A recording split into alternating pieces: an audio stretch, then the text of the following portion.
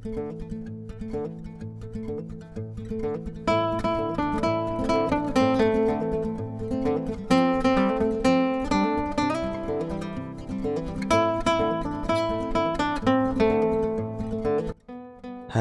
assalamualaikum warahmatullahi wabarakatuh. Jumpa lagi ya sama saya, si teknisi Deso. Gimana kabar sobat semua? Tetap puasa ya?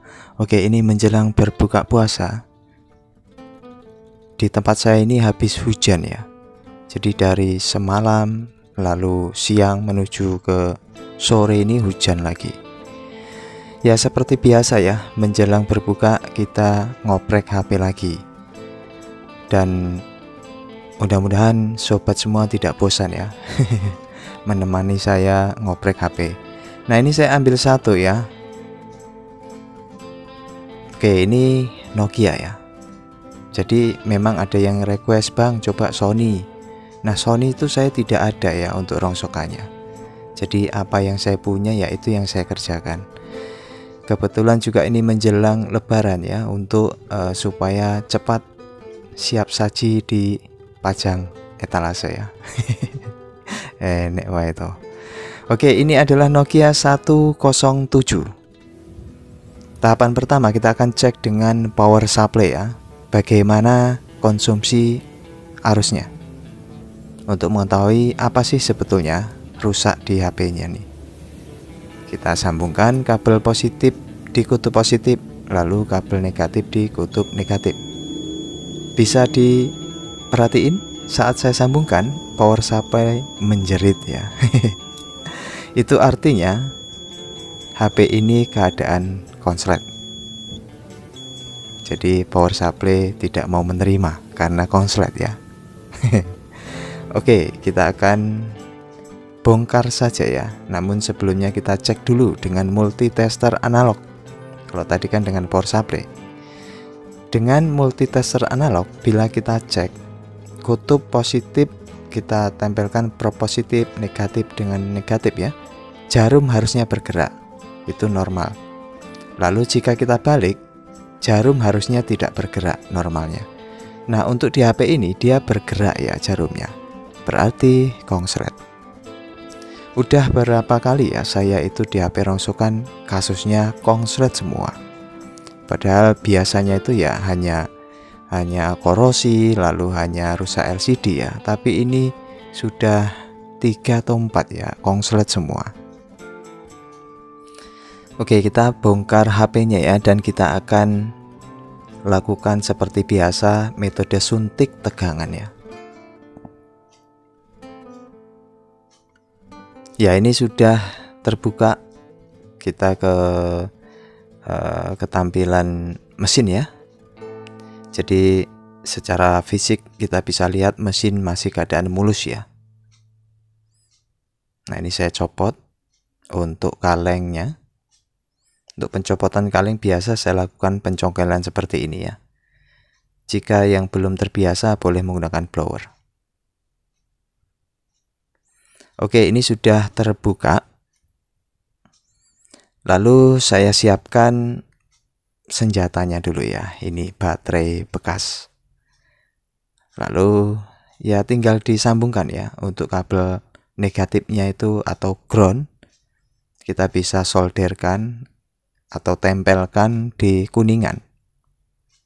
Jadi untuk di sebuah mesin PCB ya, jalur ground atau jalur negatif tuh banyak ya. Ada yang di kuningan, ada yang di kalengnya.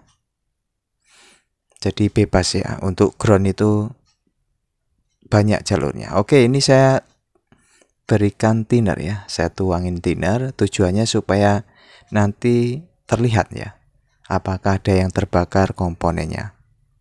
Jika dia terlihat, otomatis ya gampang untuk kita congkel. Oke, saya tempel, bisa diperhatiin. Wow, terbakar ya. Nah ini kita ulang gerakan lambat ya.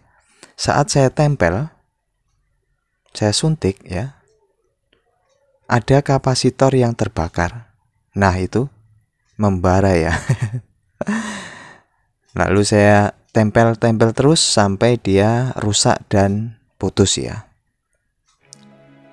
Nah ini kan sudah tidak terbakar lagi, itu artinya sudah almarhum ya. Jadi komponen yang konslet itu sudah putus dan itu tidak mempengaruhi lagi untuk di HP ya. Artinya HP sudah sembuh, konsletnya sudah nggak ada. Ada yang bertanya di video saya yang kemarin ya, lah itu kalau tidak dibuang apa tidak apa-apa? Itu tidak masalah ya, karena kita tidak tahu bagian mana yang konslet. Biasanya komponennya kecil. Nah kebetulan untuk di HP ini kita bisa kelihatan ya, tadi itu ada kapasitor kecil yang terbakar. Nah ini setelah kita cek kan tidak bergerak jarumnya.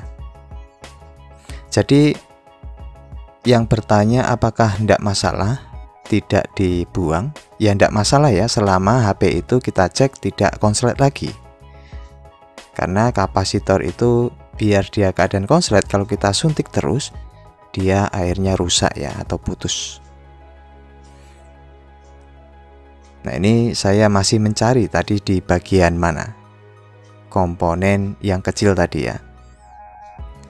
Seharusnya dilihat dari video tadi udah kelihatan ya, tersangkanya itu sebelah mana. Oke, ini sebelum saya buang kita cek ya langsung dengan baterai apakah nyala, dan alhamdulillah nyala ya. Padahal ini komponen yang konslet belum saya buang. Itulah logikanya ya, di saat sebetulnya kalau kita tidak buang juga tidak apa-apa. Nah setelah saya cek di video ternyata ini kapasitor yang kecil ini yang sudah terbakar. Secara otomatis kita senggol sedikit dia sudah rontok ya, karena memang sudah hitam dia terbakar. Lalu kita perhatiin di jalurnya sudah kosong ya. Jadi itu tidak berpengaruh terhadap kinerja komponen yang lain. Oke, saya nyalakan lagi ya. Jadi setelah saya buang kapasitornya ataupun sebelum saya buang itu tidak ada pengaruhnya. Berbeda jika kita tembak tegangan lalu yang berasap tuh kapasitor yang besar ya. Jadi kalau kapasitor besar itu harus kita ganti, karena biasanya untuk kapasitor besar itu berfungsi secara vital ya atau berperan penting.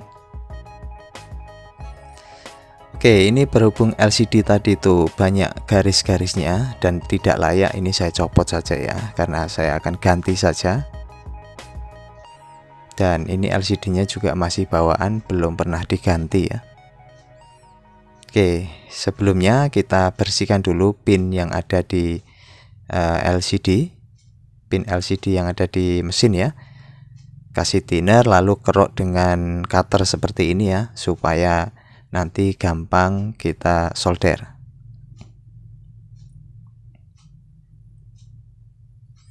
Ya seperti ini sudah kelihatan agak kuning-kuning. Lalu tambahkan flux dan disolder ya. Oke, kita tambahin timah lalu solder seperti ini. Jadi solder secara merata ya.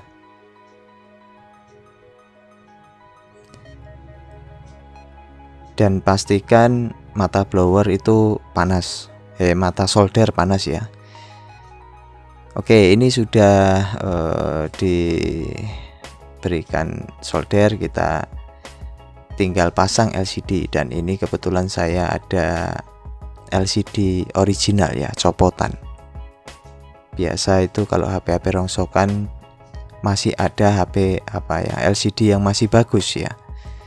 Karena untuk LCD yang baru dengan yang original tuh biasa berbeda ya. Perbedaannya itu terletak di cahaya. Kalau untuk di yang ori seperti ini dia lebih terang ya.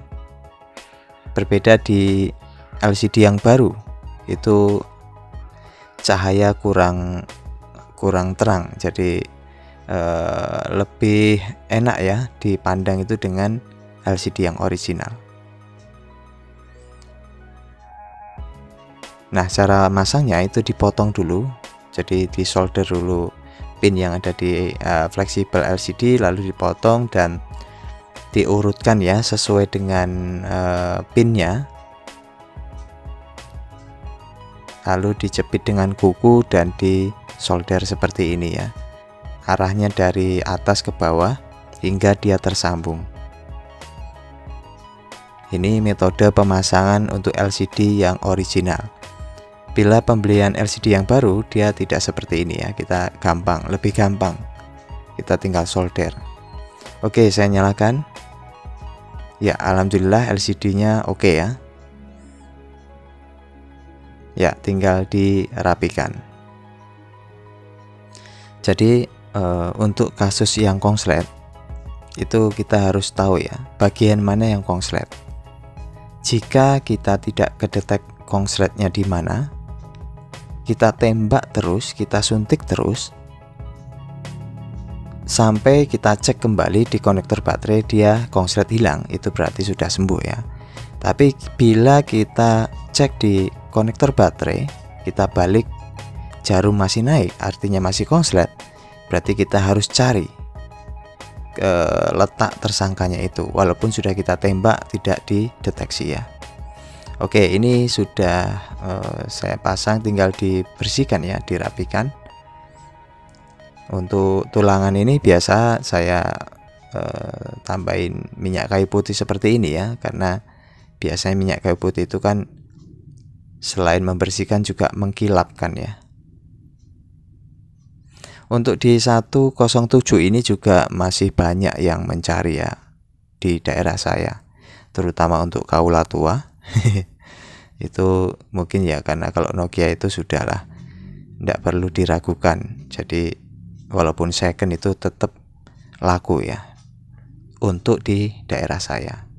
Nah, ini saya kebetulan tuh ada casing cuma satu ya, hanya sisa ini saja. Kita pasangkan saja.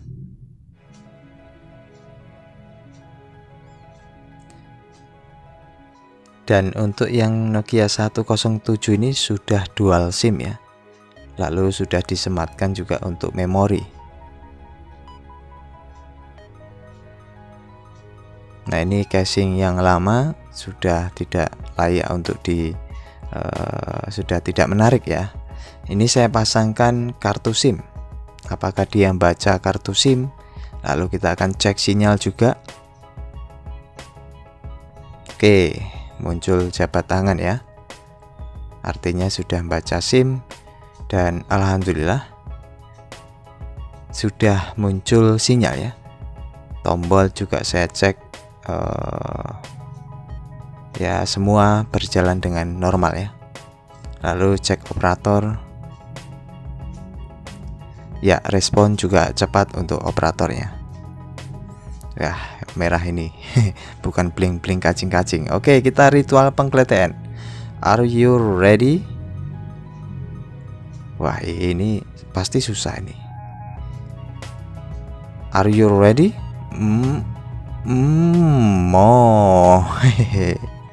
Mantap jiwa, mempesona ya. Jadi siap untuk digunakan. Digunakan atau dipajang ya? Oke. Oh ya, belum kita coba cas ya. Sekarang coba cas. Alhamdulillah bisa ngecas ya. Jadi semua berfungsi dengan baik. Dan ini, oh ya, ini masih tinggi ya harga jualnya di daerah saya.